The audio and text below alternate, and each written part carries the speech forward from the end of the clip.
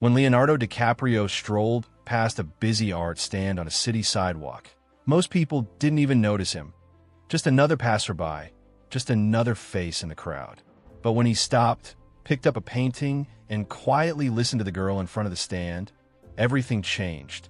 Because this wasn't just any artist. Sophie Carter was fighting for more than just recognition. She was painting to save her own life. And what happened next became an unforgettable moment. Because, in true Leonardo DiCaprio style, he didn't just buy a painting. He changed her future forever.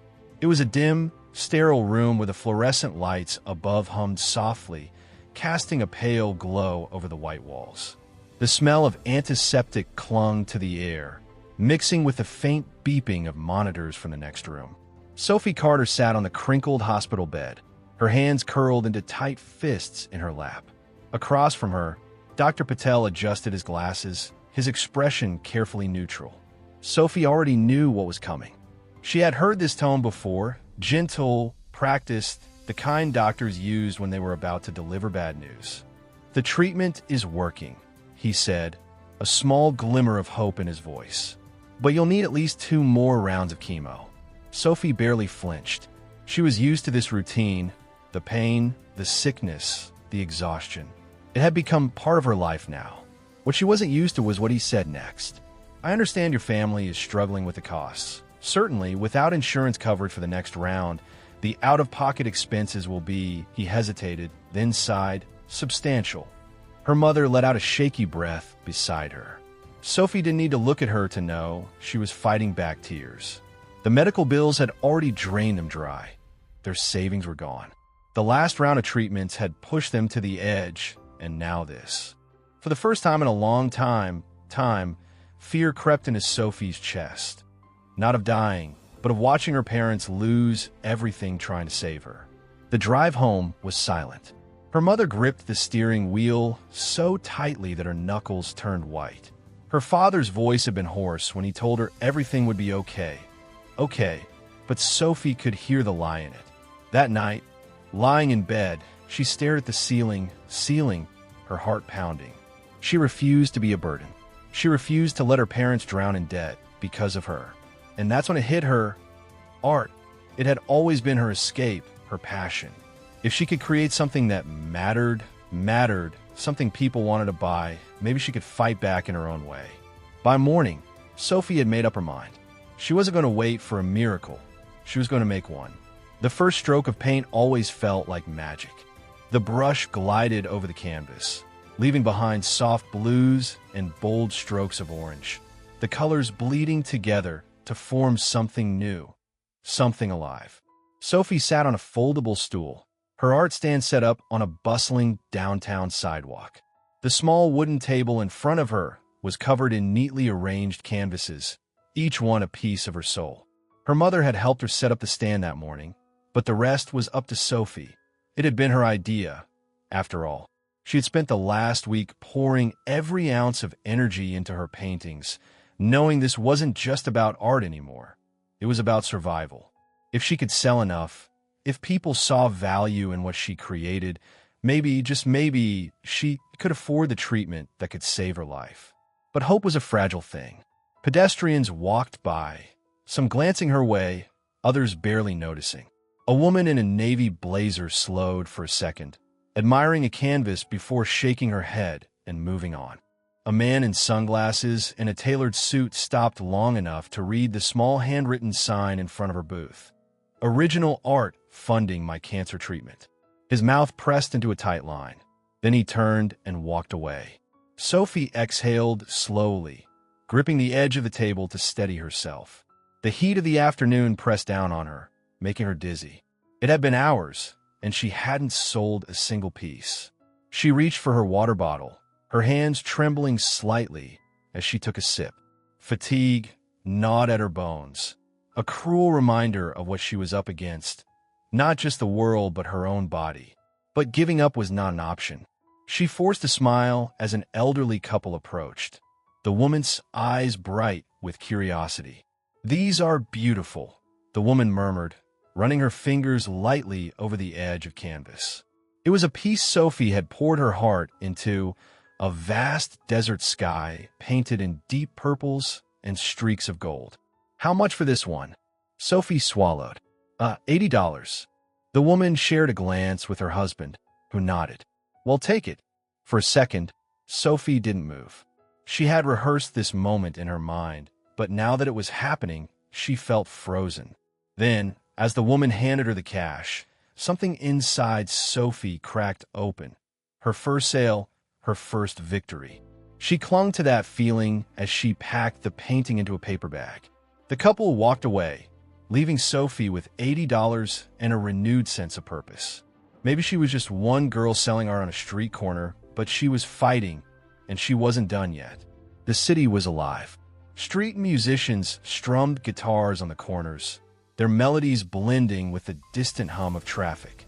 Tourists wandered past, snapping photos of murals painted on the sides of old brick buildings. Businessmen, glued to their phones, brushed by without a second glance. Sophie sat at her small table, her hands resting on her knees, watching the world move around her.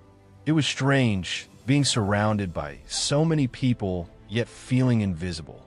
She had sold one painting so far. Every time she saw someone glance her way, hope flared in her chest. Maybe this time, maybe this person would stop to admire her work, to see her not as a girl begging for charity, but as an artist. Most didn't. Some slowed their pace, their eyes flicking to the canvases before walking on. Others barely noticed her at all. And then there were the ones who did stop, but only to offer pity, not support.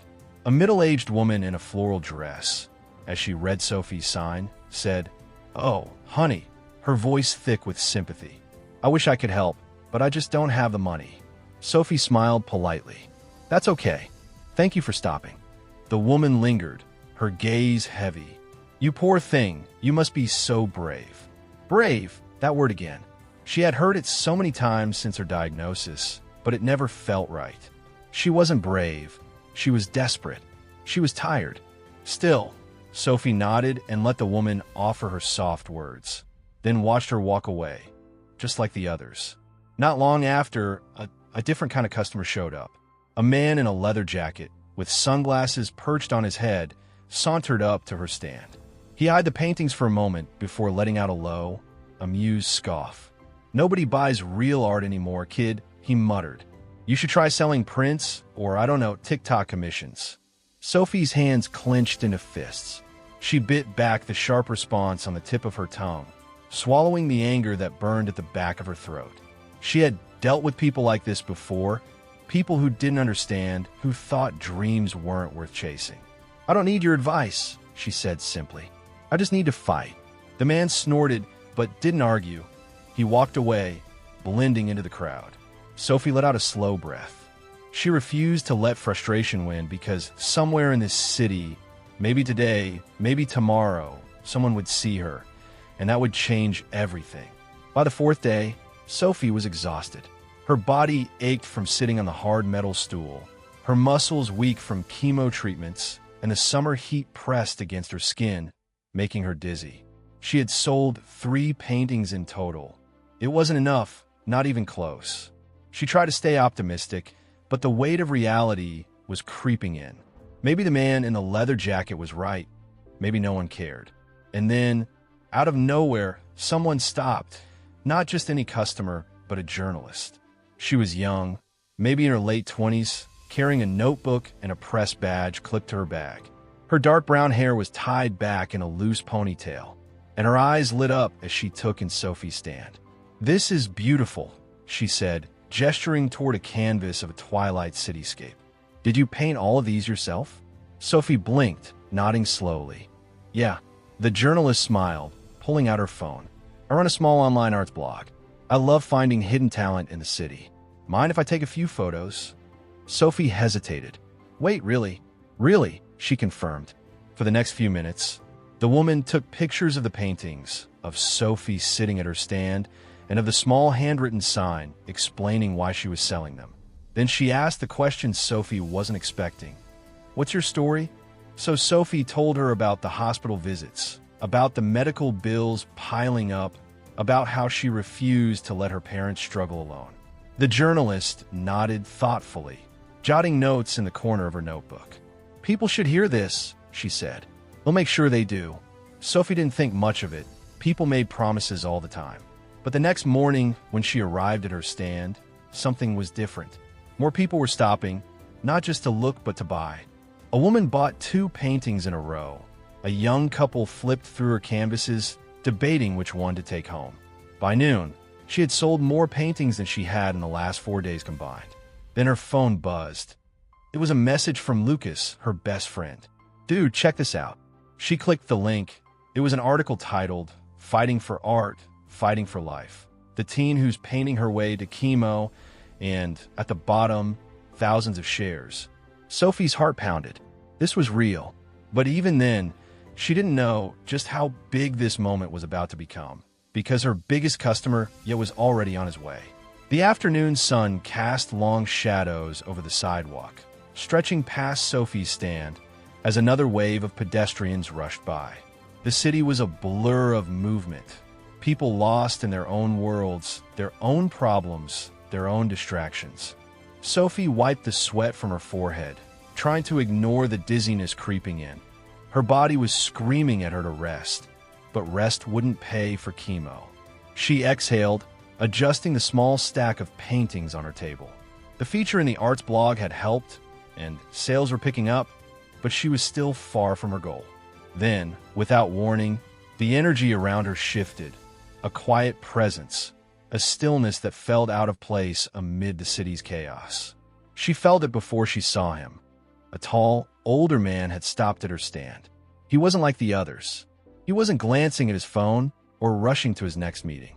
He stood completely still, hands tucked into the pockets of a weathered leather jacket, a cowboy hat tilted low over his face. He was studying her paintings, not just looking but really seeing. Sophie barely paid him any mind. At first, she had seen all kinds of customers, curious tourists, skeptical businessmen, distracted shoppers who pretended to be interested only to walk away. But this guy, something about him was different. She was too tired to place why. "See anything you like?" she asked, her voice hoarse from the long day. The man smirked just a little, just enough for her to notice. "Depends," he said, his voice gravelly, slow, unmistakably familiar. "What's the story behind these?" Sophie hesitated. Most people asked about the prices, not the story. She glanced at him again, this time properly. His face was lined with age, but his piercing blue eyes held something sharp, something steady, like they had seen 100 lifetimes and still weren't easily impressed. Something about him felt like an old Western come alive. She cleared her throat. "I paint because I have to. It's the only thing I can control right now." He didn't blink. He just waited, letting the silence do the work. So she told him about the diagnosis, about the ticking clock the doctors had given her, about how every brush stroke, every sale wasn't just about survival. It was about taking back her life. And when she finished, the man didn't offer sympathy. He just nodded, then reached for a painting. The man lifted a black and white canvas from the table, tilting it slightly in the light. It was one of Sophie's favorites, a vast desert landscape with the silhouette of a lone cowboy standing in the distance. The contrast between light and shadow, the endless sky above. It had taken her weeks to perfect. The man studied it carefully, then with a slow nod, he spoke. "He'll take this one." Sophie barely reacted. At first, she had done this a dozen times before. Customers picking a piece, handing over cash, walking away without a second thought. She swallowed, running a hand through the back of her short, cropped hair. "Okay, it's $200. The man didn't even reach for his wallet. Instead, he pulled out a checkbook.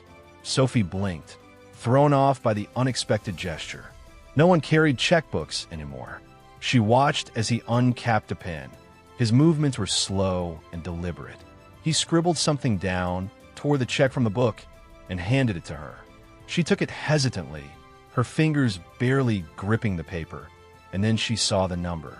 Her breath caught in her throat.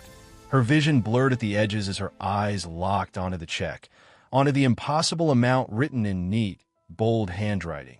Not $200, but $50,000. Her hands started to shake. "This," she whispered, barely able to form words, "this can't be right." The man smirked, tilting his hat back slightly, finally revealing his face fully. So, Sophie's heart stopped.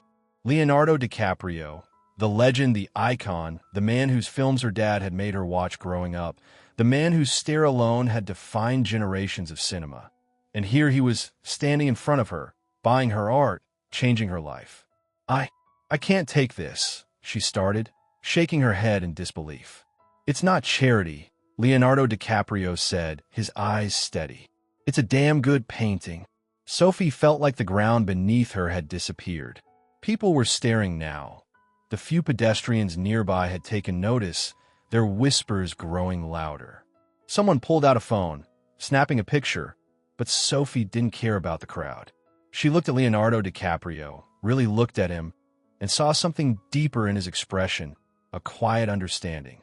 He knew what it meant to fight for something. He had spent his life doing it, and now, in the middle of a busy street, he had just given her a chance to keep fighting too. Her hands clenched around the check. For the first time in a long time, Sophie felt something she hadn't felt in months: hope. And the craziest part, this was only the beginning. Sophie's world tilted. She stared at the check in her trembling hands, her mind struggling to catch up with what she was seeing.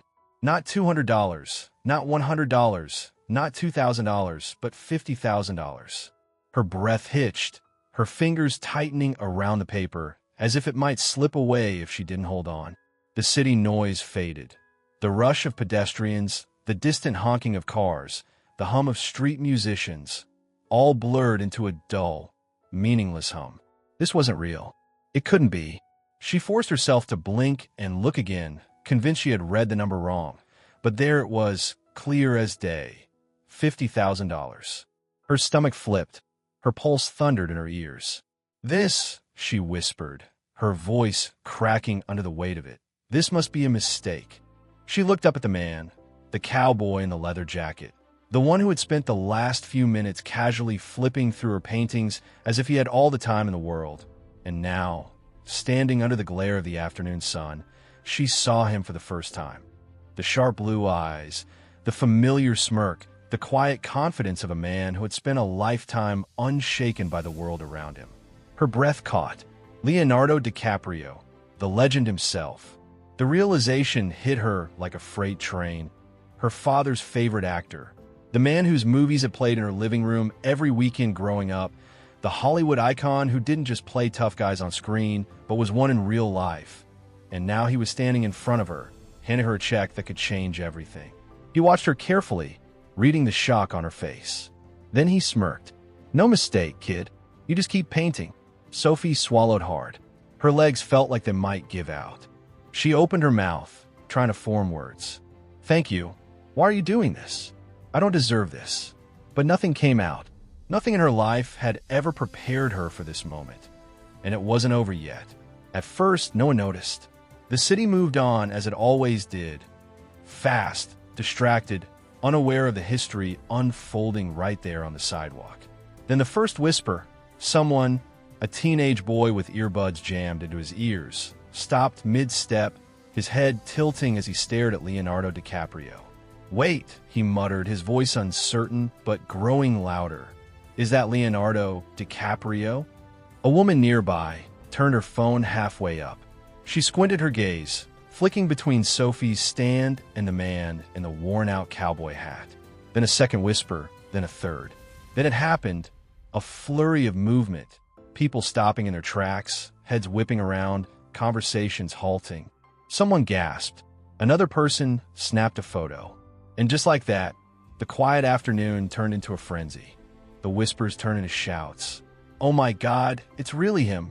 Leonardo DiCaprio is here, right here on this sidewalk. Why is he wait? Is he buying a painting? What's going on?" Phones shot up in every direction. A group of college students rushed closer, their voices filled with disbelief. A businesswoman in high heels nearly tripped as she backtracked, pulling her assistant along with her. Then the tipping point. A man in a suit, someone who had walked past Sophie's stand earlier without a second glance, turned back around. "What's happening?" he asked, stepping closer. He looked at Leonardo DiCaprio, then at Sophie, then at the stack of paintings, his eyes darting to the check still clutched in her shaking hands. He saw the number. His jaw dropped. "Wait, he just bought a painting," he blurted out. Another woman gasped, $50,000. That was it. The crowd exploded. People swarmed Sophie's stand, their eyes darting between her and Leonardo DiCaprio, trying to make sense of what they were witnessing. And then the wildest thing happened. Someone reached for a painting. "He'll take this one," a man in a blue polo shirt called out, grabbing a cityscape painting and pulling out his wallet before Sophie could even process that sale. Another hand shot forward. "And this one? How much is it?" a woman asked hurriedly, flipping through the remaining pieces. Within minutes, the paintings that had been ignored for days were being snatched up one by one. People didn't even haggle. They didn't ask questions. They just bought. A teenage girl pulled out her phone and turned to her mom. "I need cash now. I want one before they're gone." Sophie sat there, stunned, as her once quiet booth transformed into the hottest attraction in the city. It was insane. And Leonardo DiCaprio just stood there, calm as ever, hands in his pockets, watching it all unfold. Finally, he leaned in slightly and muttered just loud enough for Sophie to hear, "Told you, kid. Just keep painting." With that, he tipped his hat and walked away, leaving Sophie to watch the scene around her erupt into something she never could have imagined. And the craziest part was that this wasn't even the end.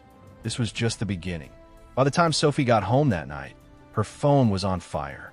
Notifications flooded her screen, the constant ping, ping, ping of messages and alerts making her head spin. At first, she thought something was wrong. Then she saw the headlines. Leonardo DiCaprio buys teens painting for $50,000. And you won't believe why. Hollywood legend helps young artist battling cancer in the most unbelievable way. Teens art stand becomes the talk of the nation after a surprise visit from Leonardo DiCaprio. Her photo was everywhere. A single image of Leonardo DiCaprio standing at her tiny art booth, holding the black and white Western painting, now plastered across news sites, Twitter, Instagram, and Facebook.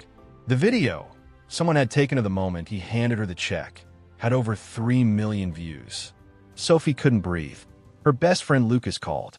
"Sophie, you are literally everywhere. I don't even know what's happening," she whispered, staring at the endless wave of comments. Then the messages started coming in, not just from strangers, but from buyers, people from all over the country, and even from around the world. Supia. I'd love to buy a piece of your work. Do you ship to Texas? Your story inspired me so much. I'd like to commission a painting, any price, just name it. My daughter is also fighting cancer. Your strength gives us hope. I'd love to buy something to support you. Sophie's hand shook as she scrolled. Her heart pounded.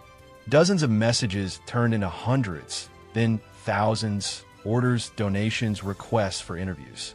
Then came the email that stopped her cold. Subject, Gallery Inquiry. With trembling fingers, she clicked it open. A prestigious gallery owner in New York wanted to represent her. "Sophie, your story is remarkable. We'd love to showcase your work in our upcoming exhibition. Let's talk." Sophie pressed a hand against her chest, feeling her heart hammer against her ribs. This was real. She wasn't just selling paintings anymore. She had become a symbol of resilience. 1 month later, Sophie walked into the hospital for her final round of treatment. Every bill, every debt, every crushing financial burden that had once threatened her future was paid in full.